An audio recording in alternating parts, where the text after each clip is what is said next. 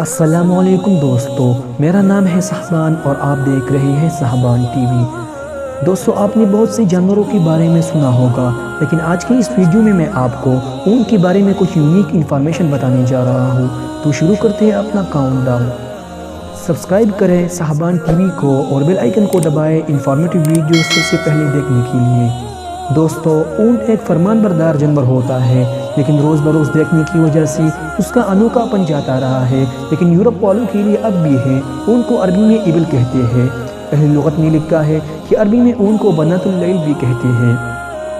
نبی کریم صلی اللہ علیہ وآلہ وسلم نے فرمایا کہ تمام جانوروں میں اونٹ تو گھر والوں کے لیے باعث عزت و شرف اور بقیہ برکت کا سبب ہوتی ہے۔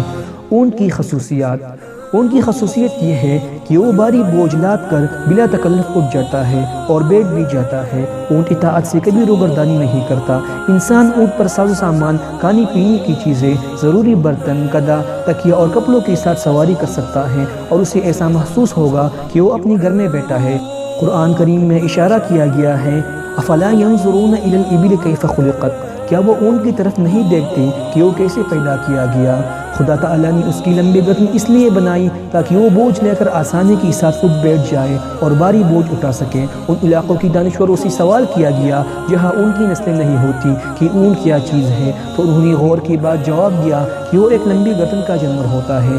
اللہ تعالیٰ نے اونٹ کو اس قسم کا اس لیے پیدا کیا ہے تاکہ پانی کی کشتی کی طرح خشکی کی کشتی بھی تیار ہو جائے۔ اونٹ کی یہ بھی خصوصیت ہے کہ وہ پانی پر سفر کرنے کی زبردست قوت رکھتا ہے، چنانچہ وہ سفر میں 10 دن تک پانی نہ ملنے کی وجہ سے سفر کا مظاہرہ کر سکتا ہے۔ اس طرح یہ ہر خاص پوس کو کھا لیتا ہے جس کو دوسرے جانور نہیں کھاتے۔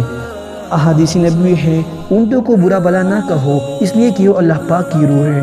دوستو، یہ تھی ایک چھوٹی سی ویڈیو اونٹ کے بارے میں۔ اگر آپ کو ویڈیو اچھی لگی تو لائک ضرور کریں اور ہمارے چینل کو بھی ضرور سبسکرائب کریں تاکہ آپ کو ہمارے اس ویڈیوز کی نوٹیفیکیشن ملتی رہے۔ آج کے لیے اتنا ہی دوستو، خدا حافظ۔